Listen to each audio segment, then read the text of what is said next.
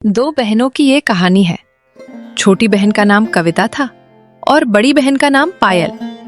दोनों बहनों की शादी बहुत कम उम्र में ही कर दी गई थी। कविता सुमित्रा की सगी बेटी थी, इसलिए सुमित्रा ने उसके लिए एक अमीर और अच्छे घर का लड़का देखकर उसकी शादी करा दी। लेकिन पायल सुमित्रा की सौतेली बेटी थी, इसी कारण उसके साथ हमेशा भेदभाव किया गया। सुमित्रा ने पायल की शादी एक गरीब घर के लड़के से कर दी। माँ होते हुए भी सुमित्रा के दिल में अपनी सौतेली बेटी के लिए वो ममता और अपनापन कभी नहीं रहा, और यही बात आगे चलकर दोनों बहनों की जिंदगी में बड़ा अंतर पैदा कर गई। तो बेटी कविता, आज तो वापस अपने ससुराल चली जाएगी। तेरे जाने के बाद मुझे तेरी बहुत याद आएगी बेटी। अरे माँ, कोई बात नहीं, वैसे भी मैं आपके पास आती जाती रहूंगी। आप इतनी चिंता क्यों कर रही हैं? और फिर मैं अभी नहीं जा रही हूँ, शाम को आपके दामाद जी मुझे लेने आएंगे। वैसे माँ, इन्होंने मुझे अभी ही घर जाने को कहा था। उन्होंने बताया कि उन्हें काम पर जाना है, इसलिए मुझे अकेले ही जाने को कहा है। अरे पायल, तुझे किसने रोक रखा है? जब तेरे पति ने तुझे जाने को कहा है तो चली जा। वैसे भी तू रहे या ना रहे मुझे कोई फर्क नहीं पड़ता। आखिर तू है ही तो एक लावारिस। माँ ने बिल्कुल सही कहा दीदी। वैसे भी आपके पति तो मजदूरी करते हैं, उस गरीब से भला क्या उम्मीद की जा सकती है? वो आपको लेने कैसे आ पाएंगे? बेहतर है आप अकेले ही चली जाइए। कविता, तुम ऐसे मत कहो। वे भले ही मजदूरी करते हो, लेकिन मेरे दिल में वे बहुत अमीर है, तुम्हारे पति से भी कहीं ज्यादा। पायल की इस बात में गहरा आत्मविश्वास झलक रहा था।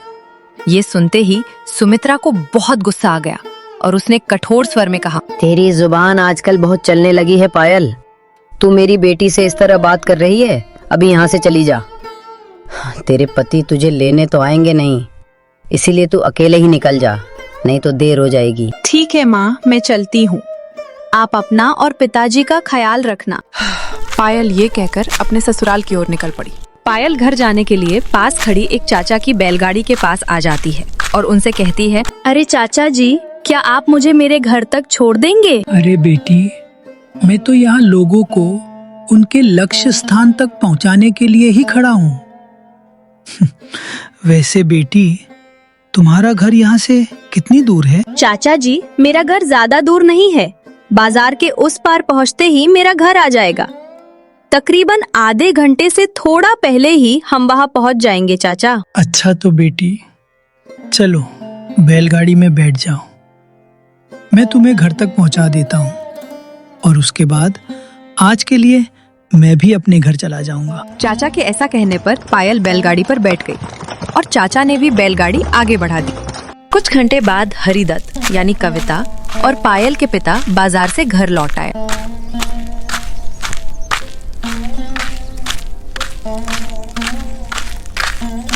अरे भाग्यवान, कहाँ हो तुम? देखो, मैं बाजार से दोनों बेटियों के लिए सब्जी लेकर आया हूँ।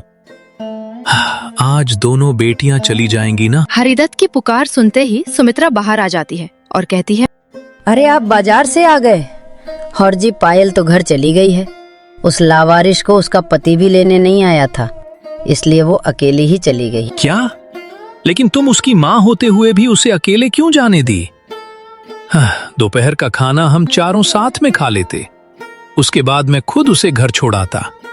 और भला कोई माँ अपनी ही बेटी को लावारिस कहकर कैसे बुला सकती है? बेटी, अरे वो तो आपकी पहली पत्नी की बेटी थी। मेरी बेटी तो कविता है। मैं भला कब से उस लावारिस की माँ बन रही? क्या बेकार की जिम्मेदारियां भी मेरे ही सिर में जाएंगी? अरे भाग्यवान, मानता हूँ कि पायल तुम्हारी सगी बेटी नहीं है, लेकिन वो मेरे ही खून की औलाद है। अगर तुम उसे माँ का थोड़ा सा प्यार दे दोगी तो क्या सच में तुम्हारा कुछ बिगड़ जाएगा? अरे जी, ये सब बातें आपको समझाकर भी कोई फायदा नहीं। आप जरा बाजार का सामान मुझे दे दीजिए, मैं रसोई में जाकर खाना बनाने लगती हूँ। दामाद जी कविता को लेने आने वाले हैं, खाना खाकर ही जाएंगे। सुमित्रा ये कहते हुए हरिदत्त से बाजार का ठेला लेकर रसोई की ओर चली गई।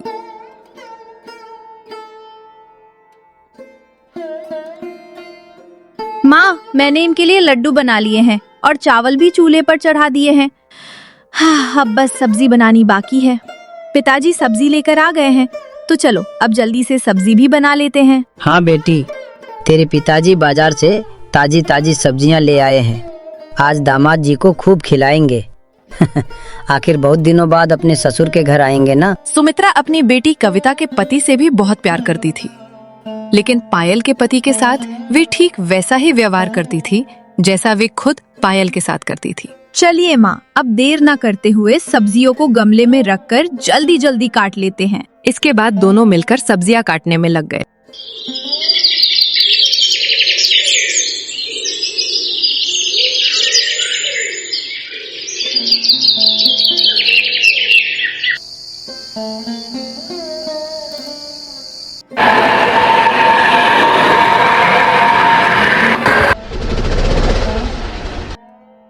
अरे अमित बेटा, तुम तो शाम तक आने वाले थे, फिर इतनी देर कैसे हो गई? रास्ते में कहीं कोई तकलीफ तो नहीं हुई ना? अरे नहीं पिताजी, मुझे कोई तकलीफ नहीं हुई। बस कुछ काम की वजह से थोड़ा देर हो गई, इसलिए मैं एक रिक्शा भाड़े पर लेकर आ गया हूँ। दोनों की बातों के बीच सुमित्रा बाहर आ गई। अरे दामाद जी, तुम आ गए, लेकिन इतनी देर कैसे हो गई बेटा? तुमने तो कहा था कि तुम शाम को आ जाओगे। माँ जी, काम की वजह से थोड़ा देर हो गई। वैसे आप कैसी हैं? और कविता कहाँ है माँ जी? वो दिखाई नहीं दे रही। अरे बेटा, मैं ठीक हूँ। और कविता तुम्हारे लिए खाने का इंतजाम कर रही है। भाग्यवान तुम भी जाकर कविता की मदद कर दो, ताकि दोनों आराम से खाना खा लें और जल्दी घर के लिए रवाना हो सके, क्योंकि रात काफी हो चुकी है। हरिदत्त के ऐसा कहने के बाद सुमित्रा रसोई की ओर चली गई। कुछ समय बाद सुमित्रा और कविता खाना लेकर बाहर आ गई। दामाद जी, आज तुम्हारे आने की खबर सुनकर तुम्हारे लिए ढेर सारा खाने का इंतजाम किया है बेटा। जी भर कर खाओ। आप लोगों का बहुत बहुत शुक्रिया माँ जी। लेकिन पायल दीदी और उनके जीजा जी दिखाई नहीं दे रहे हैं। क्या वे दोनों नहीं आए? अपने पति की ये बात सुनकर कविता गुस्सा हो जाती है और कहती है, अरे जी, इस समय उन लोगों के बारे में पूछने की क्या जरूरत है भला? आपके लिए माँ और मैंने इतने अच्छे से ढेर सारा खाने का इंतजाम किया है। आप पिताजी के साथ आराम से खाना खाइए। कविता की ऐसी बातें सुनकर हरिदत्त के मन में गुस्सा तो आया, लेकिन अमित के सामने उन्होंने अपना गुस्सा जाहिर नहीं होने दिया। बेटे अमित, ये सब बातें छोड़ो और पहले खाना खा लो। तुम दोनों भी रसोई में जाकर खाना खा लेना। उसके बाद देर न करते हुए अमित और कविता घर के लिए रवाना हो जाएंगे, क्योंकि काफी देर हो चुकी है। हरिदत्त के ऐसा कहने पर किसी ने कुछ नहीं कहा। अमित और हरिदत्त खाना खाने लगे। दूसरी तरफ सुमित्रा और कविता भी खाना खाने के लिए रसोई चली गई। कुछ समय बाद अमित और कविता रिक्शे पर बैठकर घर की ओर चल पड़े।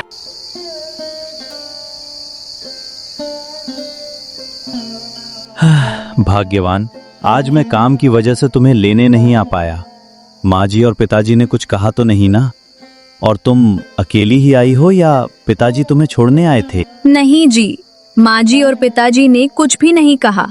मैं अकेली ही आ गई, क्योंकि उस समय पिताजी बाजार गए हुए थे।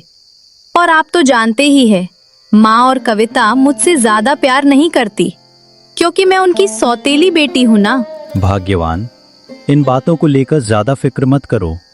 कभी न कभी अचानक कुछ ऐसा भी हो सकता है कि माँ जी और कविता तुम्हें खुद अपना लें।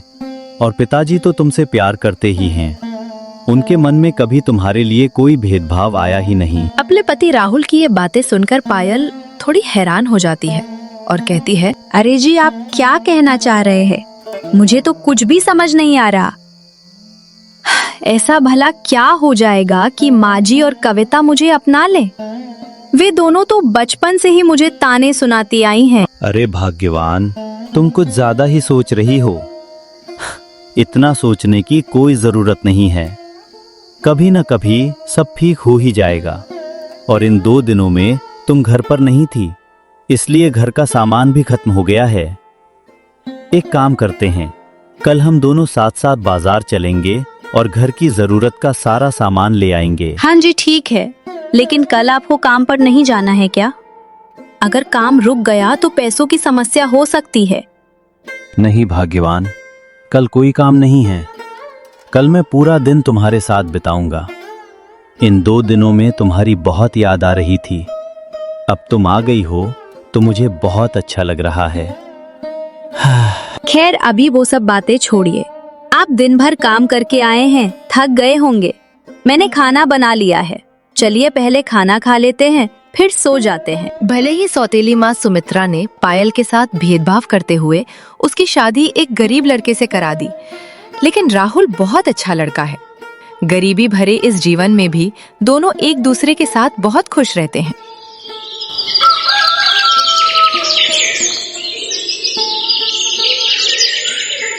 अगले दिन राहुल और पायल साथ साथ बाजार खरीदारी करने आ गए। इसी तरह बाजार में सामान खरीदते खरीदते अचानक पायल की नजर बाजार के बीच अपनी छोटी बहन और उसके पति पर पड़ गई। अरे कविता, तुम यहाँ कहाँ से आ रही थी? और अमित, तुमसे भी कितने दिनों बाद मुलाकात हुई। बाकी सब ठीक ठाक चल रहा है ना अमित? हाँ दीदी, ऊपर वाले की कृपा से सब कुछ ठीक ठाक ही चल रहा है। वैसे कल मैं भाग्यवान को लेने तुम लोगों के घर गया था, लेकिन आप और जीजा जी क्यों नहीं आए? अरे अमित, अब तुझे क्या ही बताऊं। हम मजदूरी करने वालों को ससुर के घर जाने की फुर्सत कहाँ मिलती है। एक दिन भी काम न करें तो घर चलाना मुश्किल हो जाता है। इसी वजह से पायल दिन में ही घर अकेली आई। अपनी दीदी और जीजा के साथ अपने पति अमित को इस तरह बातें करते देख कविता को बहुत गुस्सा आ गया और वो तीखे स्वर में बोली, अरे दीदी, आप हमेशा मेरे ही रास्ते में क्यों आ जाती हैं? भला आपको पता नहीं है क्या कि मुझे आपसे नफरत है। अब आप सामने दिख गई तो मेरा पूरा दिन ही खराब हो जाएगा। ऊपर से आज तो अपने उस गरीब पति को भी साथ ले आई हैं। कविता की ऐसी तीखी बातें सुनकर पायल को बहुत बुरा लगा। वही राहुल को भीतर ही भीतर बहुत ज्यादा गुस्सा आया, लेकिन उसने अपने गुस्से को जाहिर होने नहीं दिया। कविता, तुम भला ऐसी बातें क्यों करती हो? आखिर तुम मेरी बहन हो ना, फिर मुझसे इतनी नफरत क्यों? बहन? तू कब से मेरी बहन हो गई भला?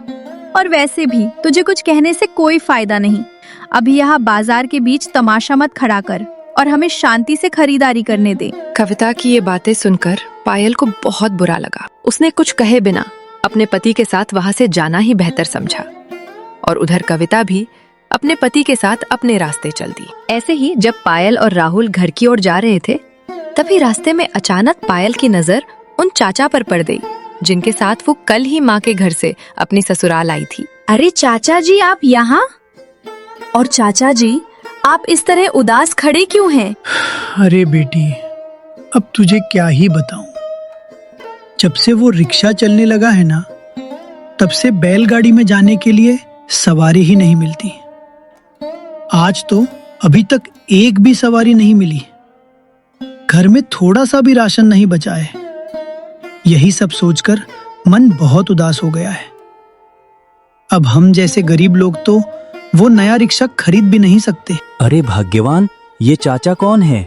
मैंने तो इन्हें पहचाना नहीं। अरे जी, कल जब मैं घर आ रही थी तब इन्हीं चाचा जी ने अपनी बैलगाड़ी में मुझे घर तक छोड़ दिया था। अच्छा, वैसे भाग्यवान, इनकी हालत देखकर मुझे बहुत बुरा लग रहा है। और जैसा इन्होंने बताया कि आज इनके घर में थोड़ा सा भी राशन नहीं है, तो क्यों ना हम जो सामान अपने घर के लिए लाए हैं उसमें से इन्हें दे दें। इससे इनकी मदद भी हो जाएगी और हमारे लिए थोड़ा सा सामान रख लेंगे। अरे जी, आपने तो बिल्कुल मेरे दिल की बात कह दी। चलिए हम अपने सामान में से इन्हें कुछ सामान दे देते हैं। चाचा जी, क्या आपके पास ठेला है?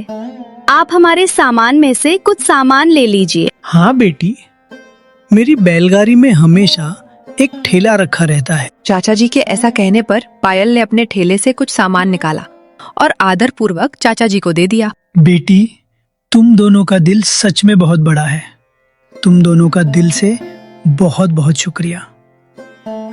अगर आज तुम लोगों ने मेरी ये मदद ना की होती तो शायद आज घर पर सभी को बिना खाए ही रहना पड़ता। तुम दोनों का एक बार फिर से बहुत बहुत धन्यवाद। अरे चाचा जी, धन्यवाद की कोई जरूरत नहीं है, ये तो हमारा फर्ज है। वैसे चाचा जी, अब हम चलते हैं, आप अपना ख्याल रखिए। ऐसा कहकर पायल और राहुल अपने घर की ओर चल पड़े।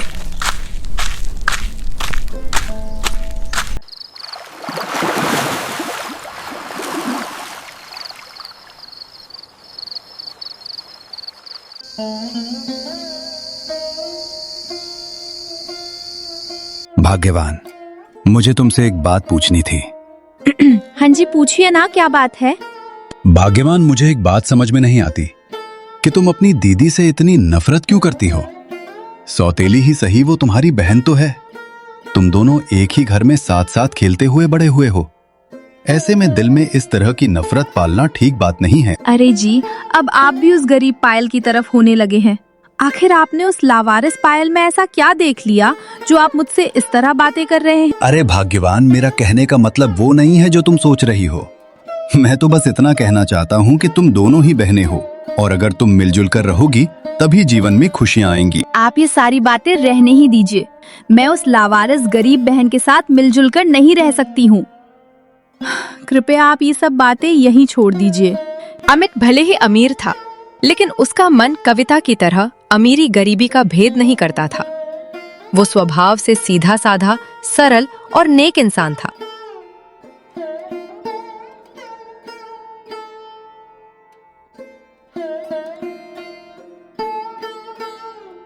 हरिदत्त अकेले चारपाई पर हाथ बांधे बैठे थे और मन ही मन खुद से बातें कर रहे थे। पता नहीं भाग्यवान और कविता पायल से क्यों इतना नफरत करती हैं। सौतेली हुआ तो क्या हुआ, वो भी इसी घर की बेटी हैं। आज जो मैंने बाजार जाते देखा, उसके बाद तो कविता ने हद ही कर दी। सबके सामने बाजार में अपनी दीदी से वैसा व्यवहार कौन करता है भला। अब ऐसे और नहीं चलेगा। मुझे राहुल से मिलकर अच्छे से बात करनी पड़ेगी। इसी तरह हरिदत्त जब खुद से बातें कर रहे होते हैं, तभी सुमित्रा उनके पास आ जाती है और उनसे कहती है, अरे जी, ऐसे अकेले अकेले बैठकर इतना क्या सोच रहे हैं आप? नहीं भाग्यवान, कुछ नहीं। वैसे मैं सोच रहा हूं कि कल एक बार पायल के घर होकर आऊं। उस दिन भी बेटी पायल मेरे पहुंचने से पहले ही चली गई थी, इसलिए उसे ठीक से मिल नहीं पाया। राहुल से भी मिले हुए बहुत दिन हो गए हैं, तो कल एक बार जाकर आऊंगा। वाह, उस लावारिस के घर जाने का तो आप सोच रहे हैं, लेकिन मेरी बेटी कविता के घर भी तो आप जा सकते हैं। भाग्यवान, मुझे इस समय कोई बहस नहीं चाहिए। कुछ बातें दिमाग लगाकर भी सोचा करो। उस दिन मैंने कविता और अमित को खाना वाना खिलाकर अच्छे से घर के लिए रवाना किया था, लेकिन पायल से जाते वक्त मिल भी नहीं पाए। खैर, ये सब तुम्हें कहकर भी कोई फायदा नहीं। अगर खाना बन गया हो तो चलो दोनों मिलकर खा लेते हैं। हरिदत्त के ऐसा कहने पर सुमित्रा ने कुछ नहीं कहा और दोनों खाना खाने रसोई में चले गए।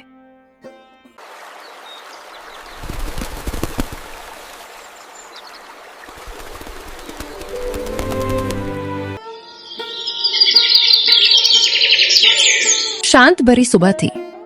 चारपाई पर राहुल बैठा हुआ था, उसके पास चाय का कप। तभी पायल राहुल के पास आ जाती है। अरे, आप चाय पीकर अभी तक यहीं बैठे हैं? आज आपको काम पर नहीं जाना है क्या? कल भी तो पूरा दिन घर का सामान खरीदने में ही चला गया था। नहीं भाग्यवान, इन दिनों कहीं भी काम नहीं मिल रहा है, इसलिए इन दिनों मुझे घर पे ही रहना पड़ेगा। लेकिन ऐसे तो घर चलाना मुश्किल हो जाएगा। कल जो राशन लिया था उसमें से आधा तो चाचा को भी दे दिया था। अरे भाग्यवान, तुम इतनी चिंता क्यों करती हो? मैं हूं ना, मुझ पर भरोसा रखो, घर चल जाएगा। आप पर तो मुझे पूरा भरोसा है जी। ठीक है, अगर इन दिनों काम नहीं है तो आप थोड़ा आराम ही कर लीजिए। वैसे भी आप बहुत मेहनत करते हैं। अब मैं रसोई में जाकर काम में लगती हूँ।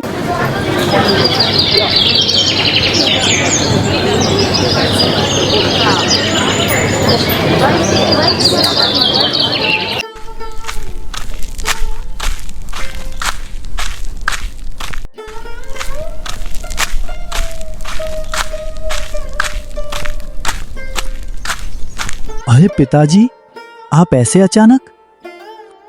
हाँ राहुल बेटा, कुछ परिस्थितियां ऐसी बन गई कि अचानक आना पड़ा। वैसे पायल बेटी कहाँ है? हरिदत्त के ऐसा कहते ही पायल बाहर आ गई। अपने पिताजी को देखते ही वो खुशी से भर गई और बोली, अरे पिताजी, आप कब आए और माँ को साथ क्यों नहीं लेकर आए? ओ बेटी, उस दिन तू मेरे घर पहुंचने से पहले ही चली आई थी, तो तेरी बहुत याद आ रही थी, इसीलिए तुझे देखने आ गया। और रही बात तेरी माँ की, उनकी बात छोड़ो, मैं आया हूं ना, वैसे आते आते तुम्हारे लिए बाजार से कुछ सामान भी लेकर आया हूँ। हरिदत्त ऐसा कहकर सामान का ठेला पायल को दे देते हैं और फिर चारपाई पर बैठ जाते हैं। पिताजी, आप इनसे बातें कीजिए, मैं आप दोनों के लिए रसोई में जाकर चाय बनाती हूँ। ऐसा कहकर पायल चाय बनाने रसोई में चली जाती है। बेटे राहुल, भाग्यवान और कविता का भेदभाव और उनकी जिद दिन ब दिन जिस तरह बढ़ रही है, उसे देखकर मुझे चिंता हो रही है। मुझे लगता है कि अब हमें सब कुछ सबके सामने लाना ही पड़ेगा, नहीं तो भाग्यवान कभी पायल को माँ का प्यार नहीं देंगे। एक तो वो सौतेली बेटी है, ऊपर से गरीब घर की बहू। कम से कम तुम्हारा सच जानकर भाग्यवान पायल को बेटी का प्यार दे ही देंगे शायद। हाँ पिताजी, आपने बिल्कुल सही कहा। कल भी बाजार में मिलने पर कविता ने भाग्यवान को बहुत सुनाया, लेकिन मैंने वहां कुछ नहीं कहा। आपके कहे मुताबिक अब सब कुछ सबको बता देने में ही भलाई है। और वैसे भी पिताजी ने जो समय दिया था वो भी लगभग खत्म हो चुका है और अब मेरे अपने असली घर जाने का वक्त आ चुका है। तो बेटे, अब मैं यहाँ आ ही गया हूँ, तो कुछ देर यहीं रुक लेता हूँ। उसके बाद तुम और पायल मेरे साथ हमारे घर चलना। फिर वहीं पर हम कविता और अमित को भी बुला लेंगे और तुम्हारा असली सच सबके सामने रख देंगे। मेरा मन कहता है कि तुम्हारी सच्चाई जानकर सब हैरान रह जाएंगे। और दूसरी ओर भाग्यवान व कविता पायल को भले ही अमीरी के लालच में ही सही अपना ही लेंगे। हाँ पिताजी, आपकी बात एकदम सही है। मैंने पायल को बहुत करीब से देखा है। वो भले ही सबके सामने हंसती मुस्कुराती रहती है, लेकिन अपने मन में माँ और बहन के भेदभाव की जिद बद के कारण वो बहुत गहरा दुख लेकर बेचारी चुपचाप जी रही है। हाँ राहुल बेटे, मुझे सब पता है। पायल बेटी को बचपन से ही इस भेदभाव भरी जिंदगी में जीना पड़ रहा है। इसी वजह से उस भेदभाव भरी शादी में भाग्यवान के घमंड को एक दिन तोड़ने के लिए मैंने तुम्हें देखकर पायल की शादी कर दी। लेकिन अब समय आ गया है कि सारा सच सबके सामने आ जाए। इसी तरह जब हरिदत्त और राहुल बातें कर रहे होते हैं, तभी पायल चाय लेकर आ जाती है। पिताजी, चाय पी लीजिए और अगर आपको कोई दिक्कत ना हो तो आज यहीं रुक जाइए। वैसे भी आप बहुत दिनों बाद आए हैं। अरे बेटी, मैं तो अभी राहुल से वही बात कर रहा था। आज मैं यहाँ नहीं रुकूंगा, बल्कि तुम दोनों मेरे साथ हमारे घर चलोगे। लेकिन पिताजी, ऐसे अचानक क्यों? वहाँ जाकर तुम्हें सब कुछ खुद ब खुद पता चल जाएगा बेटी। हरिदत्त के ऐसा कहने के बाद सबने चाय पी। फिर हरिदत्त, राहुल और पायल को अपने साथ लेकर अपने घर की ओर चल पड़े। हरिदत्त ने कविता और उसके पति को भी बुला लिया। पूरा परिवार एक साथ बैठा हुआ था। हरिदत्त हाथ बांधे गंभीर मुद्रा में बैठे थे। तभी सुमित्रा ने बात शुरू करते हुए कहा, अरे जी, आपने ऐसे अचानक सबको क्यों बुला लिया? कविता और अमित को बुलाना तो ठीक था, लेकिन इन दोनों गरीबों को भी साथ क्यों ले आए? कहीं कुछ हुआ है क्या? हाँ भाग्यवान, अभी जो तुमने अपनी जुबान से कहा, इन दो गरीबों की बात, आज उसी पर फैसला होगा। ये फैसला सिर्फ इन गरीबों के ऊपर ही नहीं, बल्कि तुम्हारे अमीर दामाद और अपनी बेटी पर भी लागू होगा। अरे पिताजी, ये सब आप क्या कह रहे हैं? हमें तो कुछ भी समझ नहीं आ रहा। आप सीधे सीधे बताइए ना, आज इन गरीबों के बारे में ऐसा कौन सा फैसला होने वाला है? कविता, तू अभी चुप ही रह। तुझे अपनी दीदी की इज्जत करना भी नहीं आता। बाजार के बीच जिस तरह तूने अपनी दीदी से वैसा व्यवहार किया, वो बिल्कुल गलत था। अभी तुम सब चुपचाप बैठे रहो। आज मैं तुम सबको राहुल की असलियत बताऊंगा। तब तुम लोगों को खुद समझ आ जाएगा कि असली गरीब कौन है और असली अमीर कौन। हाँ तो बताइए ना, हम कहाँ मना कर रहे हैं आपको बताने से। हमें भी तो इस गरीब की असलियत जाननी है। तो भाग्यवान, ध्यान से सुनो। राहुल किसी गरीब घर का नहीं, बल्कि एक सफल व्यवसायी का बेटा है। जमीन जायदाद की बात अलग है, और राहुल उनका इकलौता बेटा है। जब तुमने मुझसे कहा था कि कविता के लिए अमीर लड़का देखो और पायल के लिए गरीब, तब मैंने तुम्हारी तरह भेदभाव नहीं किया। मैंने अमीर गरीब नहीं देखा, बस दोनों बेटियों के लिए अच्छा इंसान देखा। अगर ये राहुल इतना अमीर ही है, तो फिर वो उस झोपड़ी में क्यों रहता है?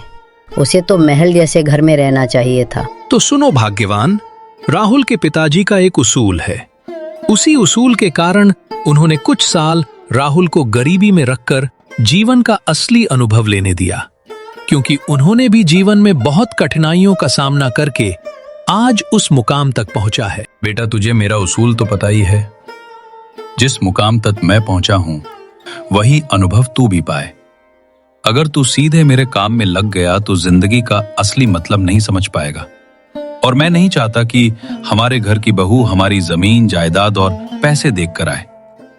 तू कुछ समय गरीबी में रह, जीवन को समझ और अपने लिए एक सच्चे और अच्छे मन की लड़की से शादी कर। जब जीवन का अनुभव अच्छे से हो जाए तब अपनी बहू को लेकर घर वापस आ जाना। ठीक है पिताजी, आप जैसा चाहते हैं मैं बिल्कुल वैसा ही करूंगा। आखिर मैं भी आपका ही बेटा हूं और मैं भी चाहता हूं कि आपकी मेहनत भरी जिंदगी के अनुभव मैं खुद भी हासिल करूं।